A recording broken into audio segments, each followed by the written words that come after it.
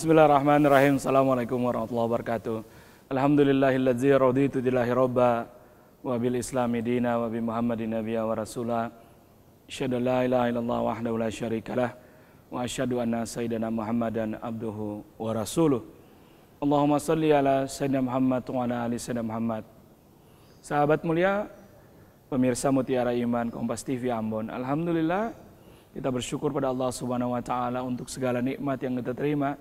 Bersalawat pada baginda Rasulullah Muhammad SAW untuk pelajaran mengelola kehidupan di dunia dan mempersiapkan kehidupan akhirat.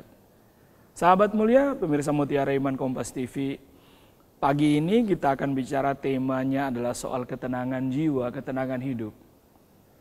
Kenapa bisa begitu dan kenapa tema itu dibicarakan? Karena inilah yang paling nikmat hidupnya seorang manusia. Tanpa ketenangan hati, ketenangan jiwa, ketenangan hidup, manusia kemudian tidak akan mampu melewati kehidupan ini dengan penuh kenikmatan.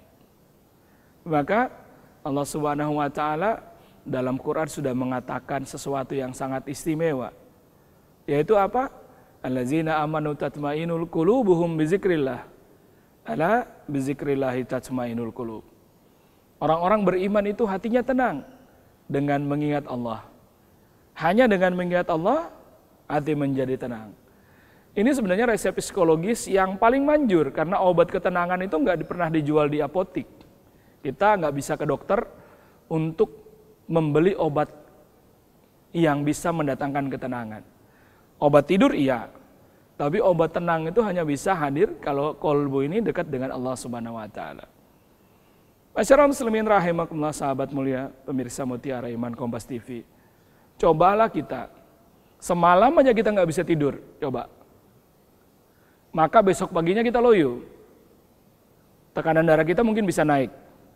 Kalau orang yang gangguan jantung, jantungnya berdetak. Besok pagi kita mulai hari dengan begitu loyo.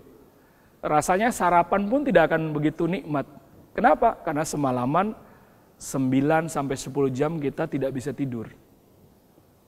Dan itu berpengaruh pada semua. Berpengaruh pada mood, energi positif hari itu tidak ada. Berpengaruh pada otak kita memikirkan rencana baik hari itu nggak ada. Semuanya dihambar kehidupan ini. Kenapa? Nggak bisa tidur. Bayangkan, nggak bisa tidur aja membuat semua hilang. Maka betapa manusia itu sangat rentan kalau dia tidak tenang hidupnya. Karena itu Allah Subhanahu wa taala mencontohkan banyak sekali peristiwa-peristiwa tentang orang-orang yang Allah cabut ketenangan dalam kehidupan mereka. Allah beri kenikmatan tapi Allah cabut ketenangan. Contohnya adalah Namrud. Ketika beliau berhadapan dengan Nabi Ibrahim alaihissalam, Allah beri singgasana tapi Allah cabut ketenangan. Dimulai dengan apa? Dimulai dengan bocoran dari langit bahwa Namrud akan mati oleh hewan terbang. Mulailah Namrud resah.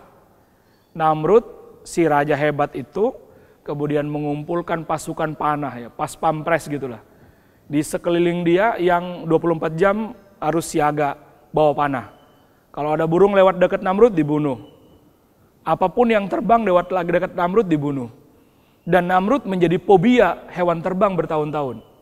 Bayangkan, Allah cabut ketenangan seorang manusia. Dan ujung-ujungnya Namrud juga memang Allah takdirkan mati oleh hewan terbang, tapi bukan burung. Apa? Kumbang. Allah takdirkan kumbang masuk ke telinganya Namrud, ngebor atau menggali isi kepala Namrud sedikit demi sedikit. Jadi kalau Namrud mau tidur itu nggak bisa tidur karena suara ngebornya kumbang itu terdengar karena persis dekat telinganya. Maka cara untuk Allah tidurkan Namrud adalah memanggil kepala pengawalnya, suruh mukulin Namrud sampai pingsan baru bisa tidur. Bayangkan betapa Allah nyiksa orang agar tidak tenang. Begitulah. Maka apa? Ketenangan itu sangat mahal. Bayangkan tadi kita semalaman gak tidur 10 jam, kita udah pagi stres berat itu. Semua kena damprat, semua kena marah, apapun energi yang kita sentuh negatif.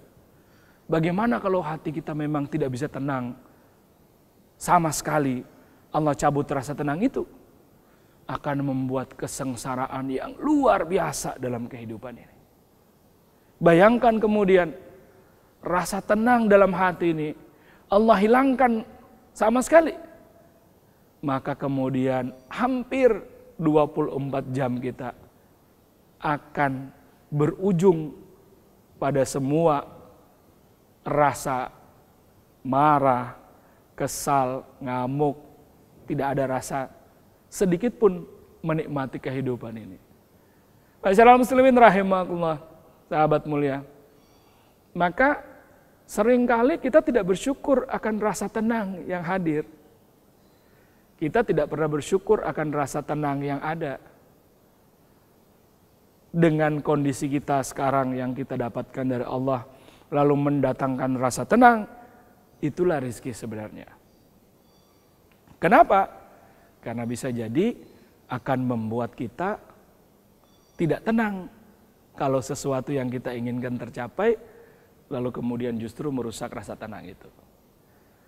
Sahabat mulia rahimakumullah, tadi kita bicara soal Namrud, bagaimana Allah hilangkan rasa tenang. Nah, kepada kita semua manusia biasa ini, bagaimana Allah bisa hilangkan rasa tenang kita?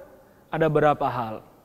Yang pertama adalah jika seorang sering berbuat dosa dan maksiat, maka nanti Allah cabut rasa tenang dari hidupnya. Pasti, cepat atau lambat. Orang yang suka, yang kedua, jika seorang suka mendolimi orang lain, Allah akan cabut juga rasa tenang dari kehidupannya. Nah, kalau ada perbuatan-perbuatan yang mendolimi diri sendiri dan orang lain, pasti Allah cabut rasa tenang itu. Dan ketika rasa tenang itu hilang, yang timbul apa? Rasa bersalah. Yang timbul apa? Rasa tidak nyaman. Yang timbul apa? Rasa sumpek dan lain sebagainya. Dan itu adalah hal yang sangat manusiawi. Nah, pada bagian kedua kita akan membahas rasa tenang ya, akan berpengaruh pada kebahagiaan manusia. Jangan kemana-mana, kita akan kembali sesudah yang satu ini.